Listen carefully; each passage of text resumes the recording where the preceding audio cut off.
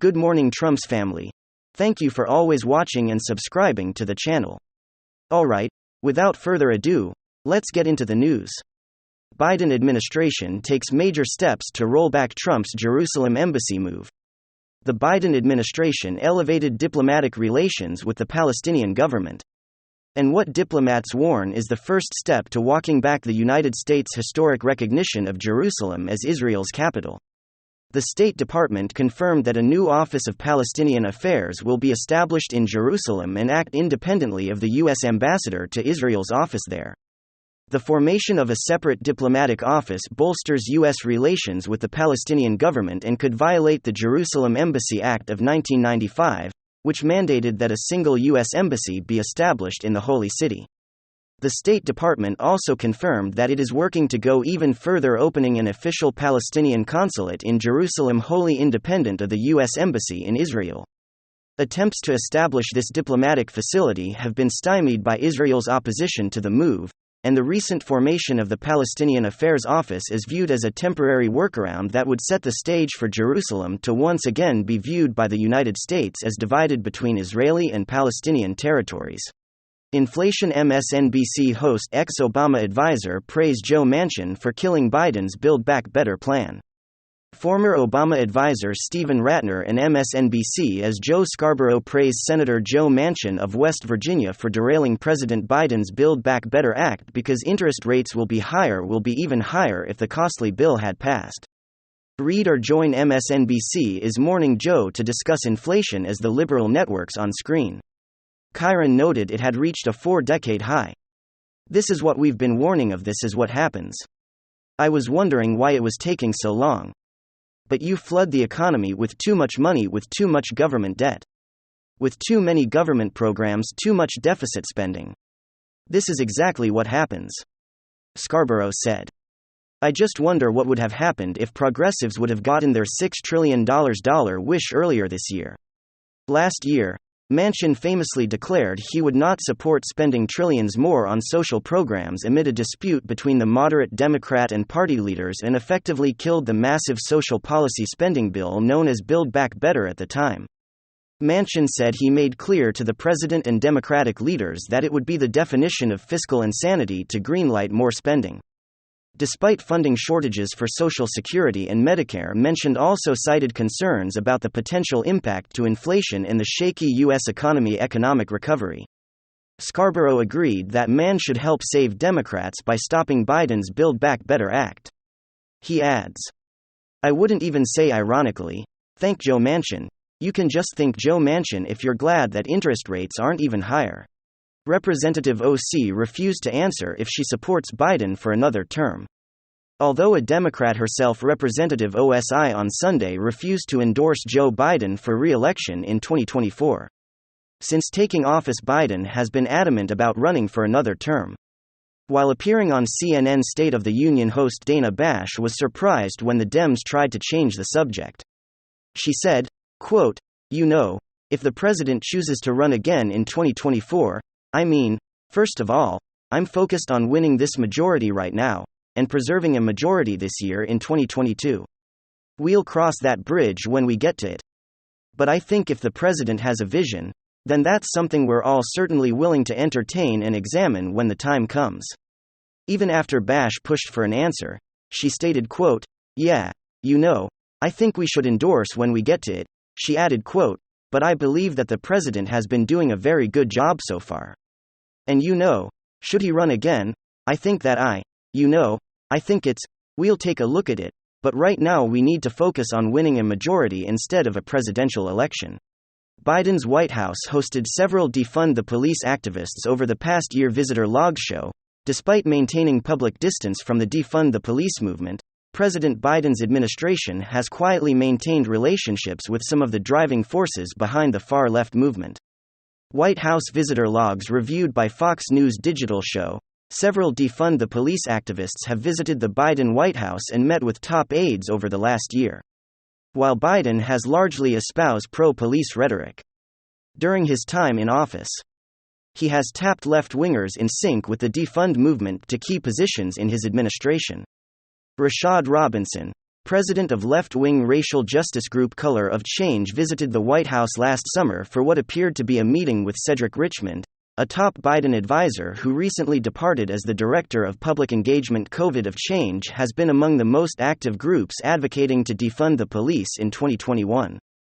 They were at the forefront of this unsuccessful push to dismantle and replace the Minneapolis Police Department, an effort that was fueled by $500,000 from Joe Soros' Open Society Policy Center. Robinson is also on the board of the Marguerite Casey Foundation, a Seattle-based left-wing grantmaking group, which he joined alongside Georgia Democratic gubernatorial candidate Stacey Abrams. After they both became governors, the foundation, the board unanimously voted to expand its anti-police efforts. The Marguerite Casey Foundation, meanwhile, also has a member who has visited the White House according to its visitor logs.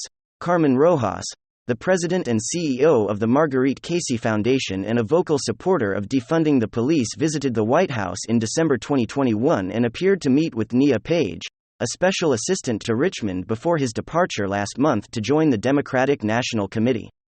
Other defund the police activists who have visited the Biden White House include Tyler McMillan, who serves as the National Director of Youth and College at Al Sharpton National Action Network. White House visitor logs show him visiting the White House 4 times between April and December of last year. Neither the White House nor any of the activists mentioned responded to requests for comments. House to vote on security bill for Supreme Court family members. The House is scheduled to vote on a bill this week that seeks to expand security protections for family members of Supreme Court justices. The bill, dubbed the Supreme Court Police Parity Act, passed in the Senate by unanimous consent last month, which required that all 100 senators sign off on the measure in order for it to clear without holding a formal vote. The legislation, sponsored by Senators John Cornyn and Chris Coons, would provide security protections for immediate family members of Supreme Court justices and any officer who works for the bench if the court-martial determines such protection is necessary. That protection is equivalent to that provided to members of the legislative and executive branches according to the bill.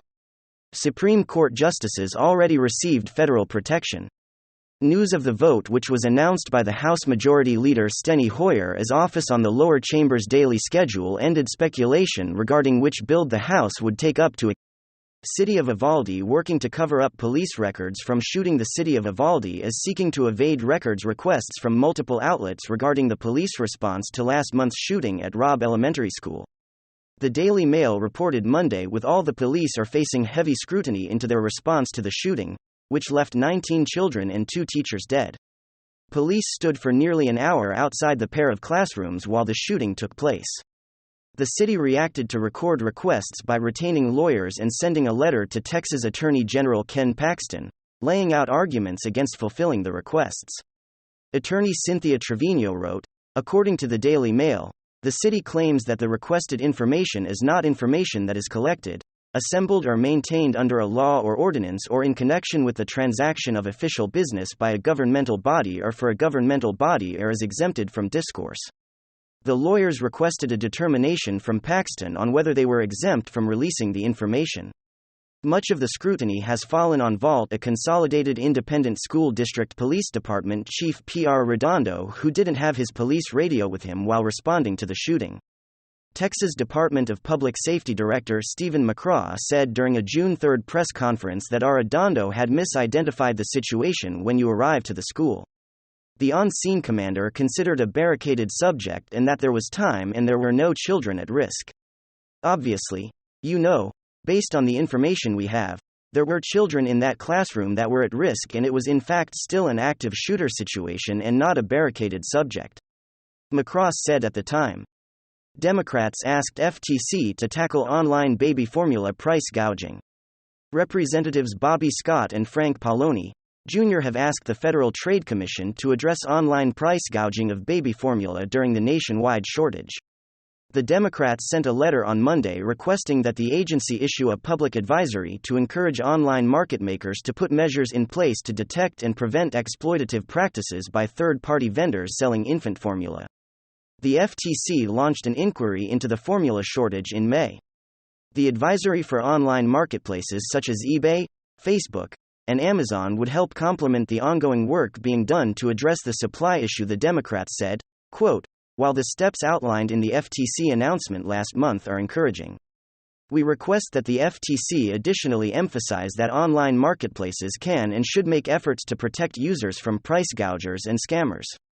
There are common sense measures that online marketplaces can take to prevent fraud and unfair business practices, and it should not be solely the burden of consumers to uncover such deception, they wrote. The letter cites reports with examples of vendors selling formulas on eBay for almost double the price of what it is sold in stores and vendors on Facebook selling products that do not exist. In one reported case, a Facebook vendor disappeared without shipping any formula to a consumer who paid $300. None of GOP senators who signed framework gun violence bill seeking 2022 re-election for retiring. None of the 10 Republican senators who wants Sunday back to framework agreement on gun violence legislation is up for re-election this year. The bipartisan proposal bill, if passed, addresses such issues as mental health and school security. However, it doesn't include efforts to tighten federal gun control laws.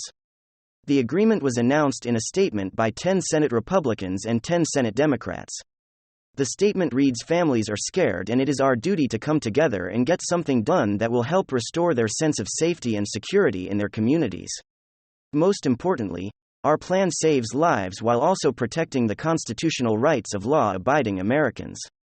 If the legislation is passed, as is, it would allow authorities to check the mental health and juvenile records of those under the age of 21 seeking to buy a gun. Additionally, it would extend the checks to partners with a history of domestic violence, closing the so-called boyfriend loophole in existing law. The 10 Republicans who signed the letter are Senators Roy Blunt, Richard Burr, Bill Cassidy, Susan Collins, John Cornyn, Lindsey Graham, Rob Portman, Mitt Romney, Tom Tillis, and Pat Toomey. Many of them have a long history of supporting the National Rifle Association, with Cornyn in the GOP as lead negotiator on the measure, being given an A+ rating by the organization.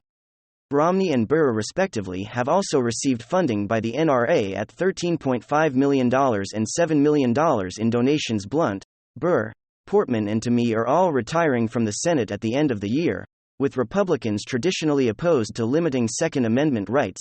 The 10 signing the framework measure appears to avoid or at least minimize election year backlash that could immediately cost the GOP a Senate seat, while also showing the electorate. The party understands Americans' overall desire to curb gun violence, particularly mass shootings. Thank you very much. WWG1WGA. Hit the like button. Hit the subscribe button to watch the next episode.